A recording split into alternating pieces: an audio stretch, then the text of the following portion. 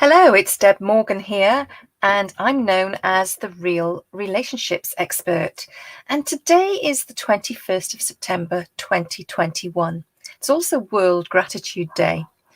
And I wanted to share my gratitude for something that changed my life 30 years ago today and actually set me on the path to what I'm doing now.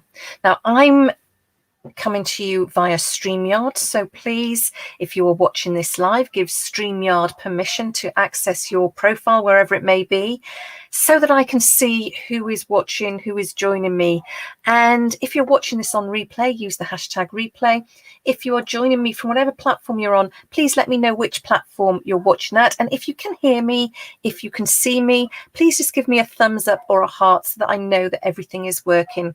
Because if you know me, you will know that me and technology don't really mix that well. But anyway, let me share some gratitude for, as I said, something that happened 30 years ago today. And 30 years ago today, as a naive 20-year-old, I married my first husband. And it was an absolutely beautiful day. Much like today, the sun was shining. We were surrounded by family and friends. But I walked down the aisle thinking, what the hell am I doing here? At that time, at that point, I had no reason to think there was anything wrong, and I just thought it was pre-marriage jitters. And as well, given my young age, there was that element of naivety around it as well. However, what was to follow was going to change my life in more ways than one. And that night, my teenage sweetheart beat me up for the first time. It was our wedding night. And he beat me up with the words, "You're mine now. I can do what I like with you." At that time of my life, I was a big fan of period dramas. So think your Jane Austens, Charlotte Bronte, Charles Dickens. And of course, all of those in those books, all the characters, they'd often say to the young girls, "Are you ready for your wedding night? Are you prepared for your wedding night?" And up until that point, I thought they were talking about sex and intercourse. Well, isn't that what they were talking about? On that night, 30 years ago, when I was being beaten up, I remember laying there at one point thinking, this is what they really meant about, are you ready for your wedding night?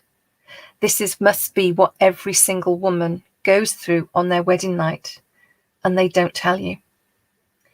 And the following morning, we went downstairs for breakfast in the hotel we were in. And I looked around the room at all the couples of different ages sitting, eating their breakfast. I looked at all of those women and I thought, every single one of you has been through this. But nobody, not even my own mother, was prepared to tell me what really happened on your wedding night. Now, of course, I'm big enough and old enough now to know that actually I got it completely wrong. And the period dramas that I loved back then, and I still love today, were right. And they were talking about sex or intercourse on your wedding night. But for a long time back then, at the age of 20, I really thought that the term, "Are you ready for your wedding night?" meant, are you ready to be beaten up?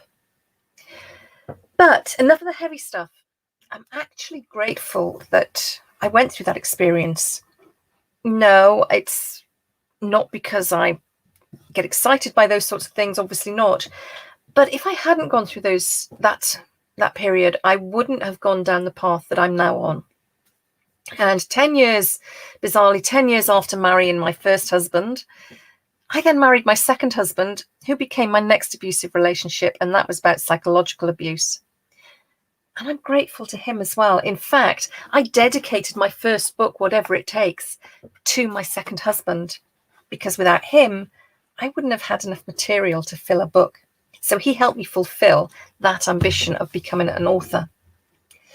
And from there, I entered another relationship, and that became my third abusive relationship. That was financially abusive. But each one of those relationships has taught me a lot. It's taught me a lot about myself, and it's taught me a lot about relationships. It's taught me about what I will and won't put up with.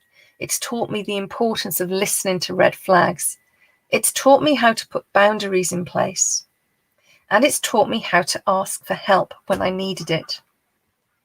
They weren't easy lessons to learn. And there was a significant amount of time where I was surviving. I wasn't living, I was surviving. And it is fair to say that for 20 years of my life, I lived my life in chronic stress, which did have a significant impact on my health as well. My physical and mental health both took its toll. So I'm not making light of what I went through. But without those experiences, without the experiences in between those, I wouldn't be able to do what I now do with the breadth of experience it gave me, without knowing what a good, strong, healthy relationship really looks like. Because when you've been in a bad relationship, once you've been in an abusive relationship, that's all you know. And you think that that is normal, and it becomes your normal. And you have to see the absolute opposite of that to truly understand what both sides of the coin are like. And I'm grateful that for the last 8 years, I've been in an ultra powerful, strong, healthy, and robust relationship. And the hardest lesson I had to learn was actually how to be loved unconditionally. Because when you're conditioned to believe that everything is your fault and you're bringing it on yourself and you don't deserve any better, how on earth do you accept somebody that loves you so completely unconditionally isn't at one point going to turn around and create conditions attached to that relationship? Now, 8 years down the line, I've learned what it's like to be loved unconditionally. I've learned what it's like to have somebody so completely supportive of me, somebody who believes me so much and who loves me and fancies me no matter what I look like, no matter what clothes I'm wearing, no matter what is going on, has helped me to learn how to deal with all of those things that go on in a relationship. And all of those experiences, coupled with the training that I've had and the practice that I've had, enables me to do the best job I possibly can when it comes to helping my clients to create ultra powerful, strong, healthy, and robust relationships. And I'm not saying I couldn't do that without having had those experiences, but those experiences really do help me to empathize with my clients who are going through some tough times in their relationships, who are wondering whether the relationship they are in really is working or not, who are wondering whether they are being abused or not. Because so many of us don't actually recognize abuse when it literally and metaphorically comes up and hits us in the face. So today, I am grateful to both of my ex-husbands, to my ex-partner, because without any of them, I wouldn't have the depth of experience that I now have that enables me to help so many other women around the world. And my mission when I was going through the worst of that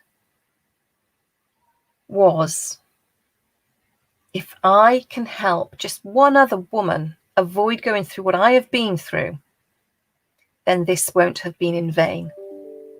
And I'm grateful that I've now helped significantly more than just one woman. And there are significantly more women out there for me to help who want my help. Now, if this rings true for you, if you think I can help you, if you know somebody that might need my help, put them in touch. We'll have a no obligation contact, telephone call, Zoom call. I prefer Zoom because I like to get to know my client and build that rapport better. And we'll take it from there. But believe you me, there is nothing you are going through that I can't help you with now. I've been through the worst, and I do know that whilst change is terrifying, when you get through that change, there's a fantastic technicolor world out there for you to live in. Thank you so much for joining me today. Give me a thumbs up, give me a heart. Let me know which platform you're watching this on so that I can see what gets the most views and who's watching from where. And let me know what you think. Put some love, put some comments in the comments, and we'll take it from there. Thank you so much for joining me today. Claire, I can see you've joined me. Thank you so much, darling. Bye.